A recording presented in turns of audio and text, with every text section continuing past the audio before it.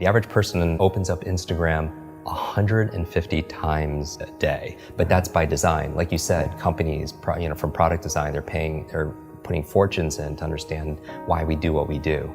And variable reward, dopamine pops, all that stuff. Exactly. And so if you're picking up the phone the first thing in the morning, the challenge is a number of reasons. This is a challenge. First of all, there are these 4 primary brainwave states. Beta is what you and I are in right now, we're awake. Delta is when you're fast asleep. In between those 2 states, theta and alpha, are extremely important brainwave states for learning. So theta is the state right in and out of sleep. Theta is the state that we call creativity. When you are your most creative, usually it's coming because you're in this theta state. And you know this, when you're in and out of sleep, or you're close to you're so deep, your mind goes and you come up with ideas. You know what puts you in a theta state? Are showers. Oh, really? You ever notice when you're in the shower, you come up with some of your best ideas? Yeah, and your brain kind of drifts. It does, because you're in that brainwave state. So a big part of my work is taking the invisible and making it visible. When I do these demonstrations, I always tell people that I do it because I want you to see that there's a method behind the magic. That when somebody does something that's extraordinary in athletics, in education, in technology, with the human body, there's always a trail, because genius leaves clues. Above theta, though, is the state called alpha, right below beta, where you're most aware and awake. Alpha is a state of learning. Accelerated learning. It's a state of relaxed awareness. This is a state we go into when we meditate, because your critical mind is set aside and you just absorb information unconsciously. You know what puts you into an alpha state? Television. You ever notice that if somebody's watching the game or somebody's watching their favorite TV show and you're trying to have a conversation with them and they literally are in trance, they don't hear you because of the television programming? Which might be an interesting word, programming and putting people into a trance.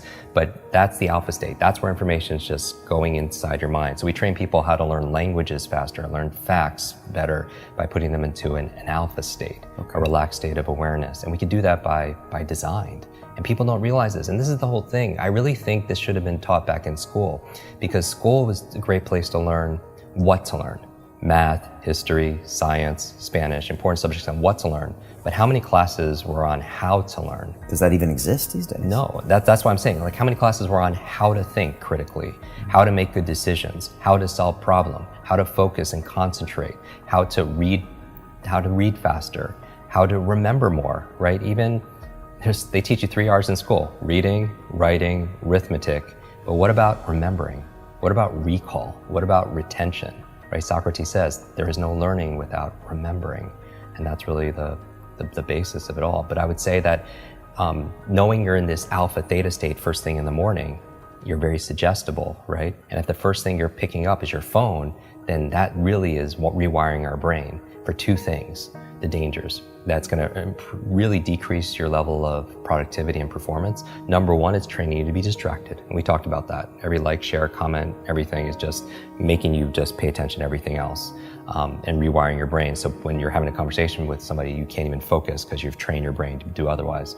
And that's why mindfulness is so important, whether it's meditation or something else, because it's not that I don't meditate every single day just to be at peace and be in the Zen state. I do it because it's a mental exercise. It improves my cognitive capabilities, meaning that when my mind goes somewhere else, that's the opportunity. Because when I pull it back with my breath or visualization, I built that muscle. Because here's really the basis of my work is really about taking nouns and turning them into verbs. So what do I mean by that? It's like so many people, they wake up and say, oh, I hope I have energy today, or I have motivation today, things that they have, right? I have creativity so I can write today or make videos, or I have memory, or I have focus or concentration. Those aren't things you have, those are things you do. And so you don't have love, you do loving things. You don't have energy, you do things that give you energy. Just like that applies, same thing with learning. You don't have focus, there's a process for doing focus. You don't have a memory, there's steps to improve your memory or to remember things better. Creativity is not something you have, there's actually a process for creativity.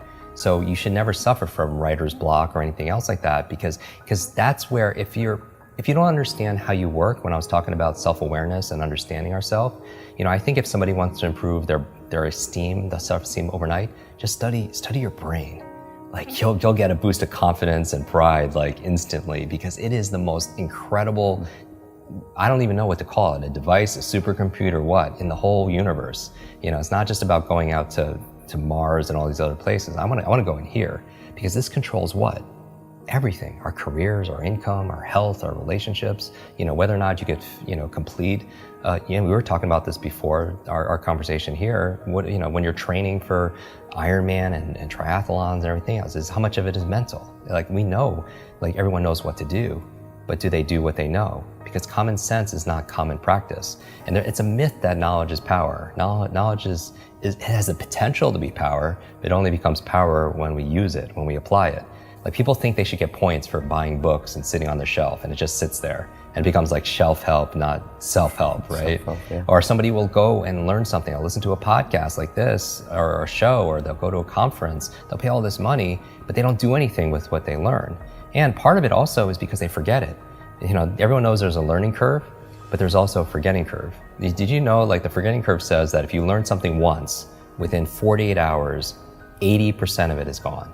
80%. So you listen to a show, you watch something on YouTube, you go to a conference, you read a book, within 2 days, the majority of it is gone, because nobody trains us how to have, that's why memory is so important.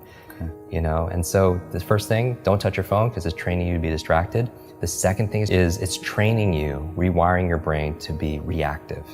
Reactive, meaning that you're in this relaxed state of awareness when you first wake up. You pick up your phone, you get one text with bad news, or one voicemail, or one email. And you know this has all happened to us. You're in a bad mood for the rest of your day because you're so impressionable. You're in that hypnotic state and it affects you. And you can never have a quality life, you know, with that, you know, and be the best version of ourselves, be an elite mental performer or high performer when you're responding and reacting to everybody else. You know, my friend Brendan Burchard says, an inbox is nothing but a convenient organizational system for other people's agenda for your life. And how can you have vision for your life? Like for me, the night before, like I did a whole episode on my morning routine, like 10 things I do every morning to jumpstart my brain. And I also have an evening 1 hour routine to get into sleep, to maximize my sleep. Sleep is so very important to be able to do. But one of the processes I do, besides, you know, blackout curtains and cold and temperatures and breath and stuff, meditation, is I don't touch a screen, right? Because it creates blue light. And most people should know this. The screen on your laptop, your phone, everything else emits this blue light, which inhibits the melatonin production, which helps you to relax and go to sleep. So no screens. But the other thing I do is I write down the 3 things I want to accomplish the next day personally, and the other 3 are professionally. So now when I wake up, I have a vision for my life. Like this is a win today if I just get these 3 things done personally and 3 things professionally.